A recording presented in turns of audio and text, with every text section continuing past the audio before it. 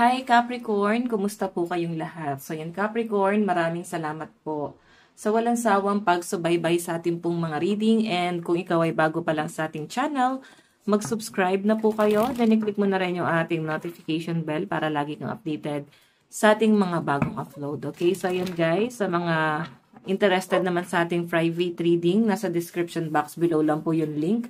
Message lang kayo guys, okay? And pa-follow na rin po ako sa ating Facebook page. Tignan natin. Ganap sa inyo ngayong 4th quarter ng taong 2025. Sama na natin yung Burr months, no? Burr months. Okay. Capricorn, Sun, Moon, Rising, and Venus sign. Focus ng energy mo. Oh. Nakikita ko sa mga Capricorn na parang nag-aantay ka pa rin ng may mabago. Siguro sa pamumuhay or may mabago sa sitwasyon mo. Pwedeng sa career mo. May nakikita kasi ako dito guys na parang ang tagal mo na nag-aantay or pwede na papagod ka na sa pamumuhay na meron ka, nananawa ka na. So siguro try mo pa rin guys na para maging thankful ka, no? Try mo pa rin tingnan yung mga magagandang bagay na meron ka, mga bagay na hindi mo hinihiling pero kusa ibinibigay sa inyo, mga taong nagmamahal, nagmamalasakit sa inyo. Siguro, Capricorn, itry mong ma-appreciate yung mga bagay na yon. Hindi lang yung mga bagay na gusto mo, no? Pwedeng hindi ibinibigay yung mga bagay na gusto mo kasi gusto ni universe na ma-appreciate mo yung mga maliliit na bagay ngayon, okay? Or parang ito na yung endgame mo para may mabago ka or meron kang baguhin, no? Pwedeng sa point of view, pwedeng sa pananaw mo sa sitwasyon, sa buhay, buhay pagpapamilya, or sa buhay mo mismo. So, may nakikita kasi ako dito guys na may inaantay ka. Parang nagtitiis ka muna dito. Nakikita ko na yung pagtsatsaga mo. Parang taimtim kang nag-aantay parang inaantay mo yung panahon na lumipas kasi meron kang plano. Okay, so alam nyo guys, nasayang yung panahon at oras, no? Kung aantayin mo yung panahon na yon, ano na lang yung mangyayari. Isipin mo na lang yon, okay? Titignan pa natin guys, Capricorn, Sun, Moon, Rising, and Venus sign.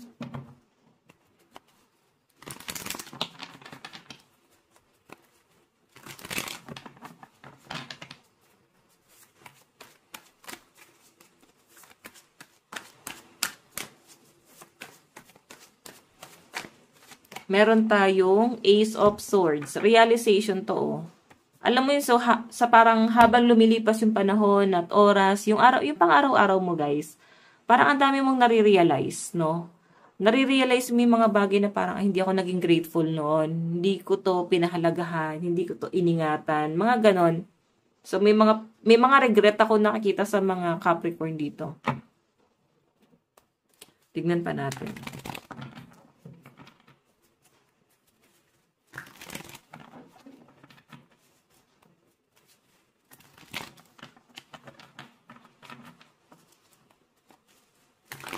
Okay.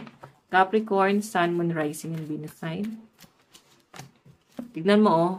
Parang may nakikita ako dito sa ibang Capricorn dito. Parang hindi ka naging grateful or hindi ka nakukontento sa buhay na meron ka lang ngayon.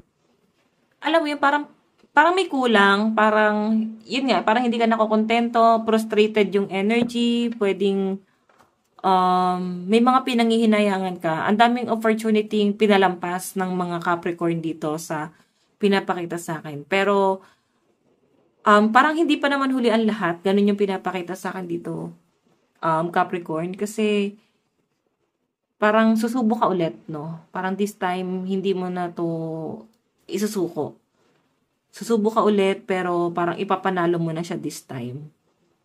Okay, tingnan natin. Capricorn, Sun, Moon, Rising, and Venus sign.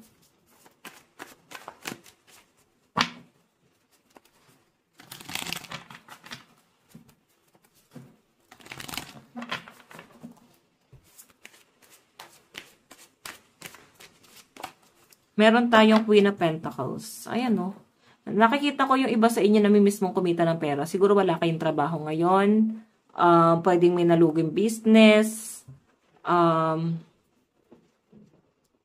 May pinangihinayangan ka dito na parang ginawa mo dati, pero hindi mo siya pinurso, kumbaga parang pinabayaan mo or binitawan mo. Tapos nakita mo sa ibang tao na parang naging successful sila, na parang, ay, kung pinagpatuloy ko pala yung akin, de ganun na rin pala dapat ako.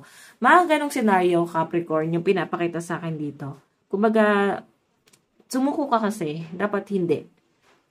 Kung makikita mo yan, no, hindi ka nakokontento rito. Or siguro, kaya ganito yung energy mo is, nawalan ka na ng motivation sa buhay mo, no? Ngayon, parang ikaw kaya mo kaya mong lumugar, kaya mo mag-adjust sa lifestyle, kaya mo yung buhay mahirap, kaya mo yung buhay na mayaman. So, depende sa sitwasyon, kaya mong mag-adjust. Ang problema lang dito, guys, meron kang tinitignan dito ng isang tao na parang naawa ka sa kanya, na parang naawa ka sa sitwasyon na hindi ka sanay na ganyan yung sitwasyon niya na mahirap. So, gusto mo kahit papano, kahit ikaw na lang yung mag-suffer, parang kahit papano sana makuha niya yung success. Pwede pinagdadasal mo pa rin. Sana maging maayos. So, I think yung iba sa inyo, parang meron kayong naging problema ngayon. Ayan. Tignan pa natin.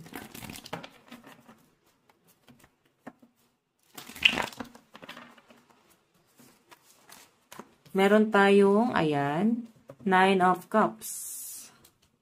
So, Capricorn, yung pinapakita sa akin dito, itong 9 of Cups na to. Ano to kung ano yung kagustuhan mo mangyari sa buhay mo. Ang dami, Okay, hindi mo siya maikubli. Hindi mo maikaila sa sarili mo na meron kang binabalikan sa nakaraan na gusto mong maulit-ulit na parang dat pala, ginawa ko to, dat pala, ganito yung ginawa ko, ganon. So, may mga pinanghihinayangan kang opportunity sa past. Okay, pwedeng paparating pa lang to sa inyo, pwedeng nangyari na. Pero kung paparating pa lang to, guys, siguro kailangan i-grab mo to kasi pwedeng maging regret mo to. Pwedeng pagsisihan mo to kung palalampasin mo to ng ganon-ganon lang, guys. Okay? Huwag ka rin daw, guys, basta-basta maniniwala sa sulsol ng kahit na sino na parang, ay, hindi yan maganda, ganito, ganyan. Kasi takot lang sila, guys, na umangat ka. Ginagawa kang mangmang nitong taong to at baka kasi mahikayat ka at baka maniwala ka na, nga, baka nga hindi ko kaya. Diba? So, ginagawa ka nila, guys, mangmang na parang hindi mo alam to, parang hindi hindi yan magiging maganda, parang ganon. Or hindi magiging maganda yung outcome niyan, pwedeng ikahirap mo or pwede naman guys na, alam mo yon, mas lalo ka magkakaroon ng trouble doon. Parang ganyan. So, tignan pa natin. Meron tayong King of Pentacles. So, si King of Pentacles, guys, ano to pagdating to sa pera, no? Medyo mabagal. Mabagal talaga yung pasok ng pera sa mga Capricorn ngayong bare months, ngayong 4th quarter. So, kaya sinasabi rito, maging matalino, mas maging madiskarte. Kasi sa diskarte kita nakakita rito na mas magiging maayos ang pera, Capricorn.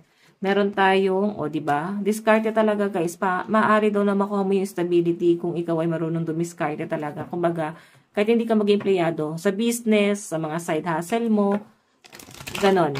Okay? Tignan pa natin. Meron tayong the Sun.